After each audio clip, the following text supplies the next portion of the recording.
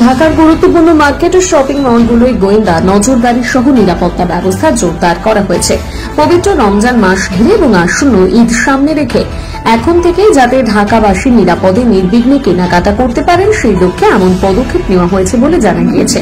এর মধ্যে ঢাকা মহানগর পুলিশ প্রথম রমজান থেকে বিশেষ নজরদারি শুরু করেছে বলে জানিয়েছেন ঊর্ধ্বতন কর্মকর্তারা।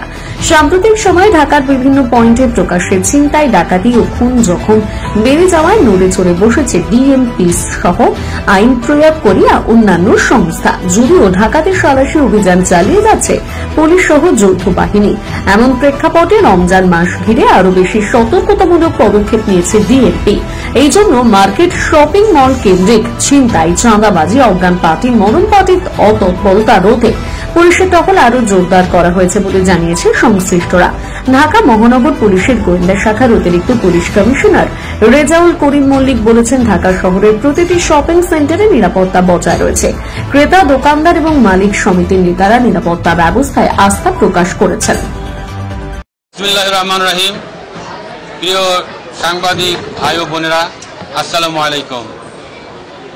আজকে আমরা 3 রোজা অতিবাহিত করলাম, আমাদের সিয়াম সাধনার মাস। আপনাদের সবাইকে রমজানুল মোবারক। আমরা আজকে গুলশান ডিভিশনের কয়েকটি মার্কেট পরিদর্শন করেছি। আলহামদুলিল্লাহ, প্রতিটি মার্কেটেই সিকিউরিটি নিরাপত্তা বজায় রয়েছে। আমাদের ডিএমপি থেকে, ঢাকা মেট্রোপলিটন পুলিশ থেকে যে সিকিউরিটি দেওয়া হয়েছে, সেই সিকিউরিটি মোতাবেক আমি প্রত্যেকটি দোকানদারের সাথে এবং পাশাপাশি যারা মালিক সমিতি আছেন নেতৃবৃন্দের সাথে কথা বলেছি। তারাও খুশি হয়েছেন, তারা শুকরিয়া আদায় করেছেন যে আমাদের নিরাপত্তা দেখে তারা এখনো আমাদের প্রতি অনেকটা আশ্বস্ত আছেন যে কি করে আরও সামনের দিনে সুন্দরভাবে আমাদের ঈদ আসতেছে, সেই ঈদের কেনাকাটা আমরা সুষ্ঠুভাবে করতে পারি।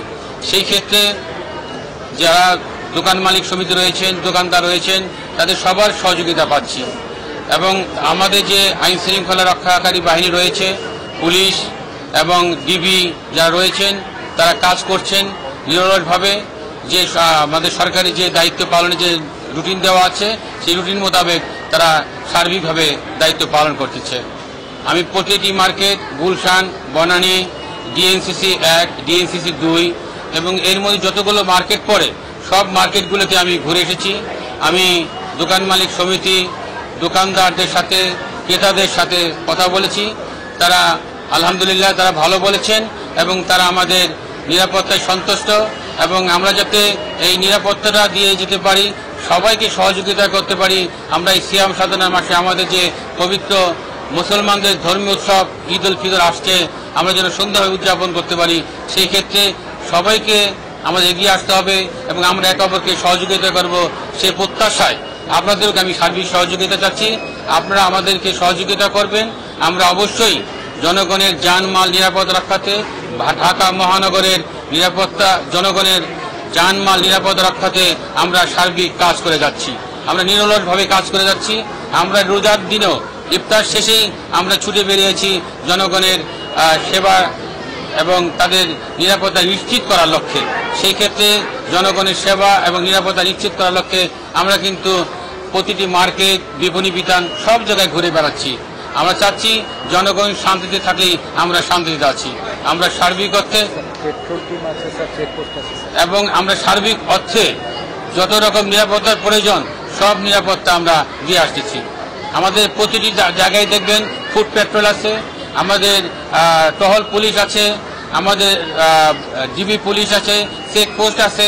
এখনো কিন্তু আমাদের হুন্ডায় যারা আছে, মোটরসাইকেলে যারা ডিউটি করতেছেন, সব ক্ষেত্রেই কাজ চলমান রয়েছে। আমরা পুলিশের দিক দিয়ে এবং বিশেষ করে আমি আমার ডিবির পক্ষ থেকেও আপনাদের সেবা দেওয়ার জন্য সব রকম কার্যক্রমে এগিয়ে এসেছি। ঢাকা মেট্রোপলিটন পুলিশের পক্ষ থেকে, আমি ডিবির পক্ষ থেকে আপনাদেরকে ধন্যবাদ জানাচ্ছি।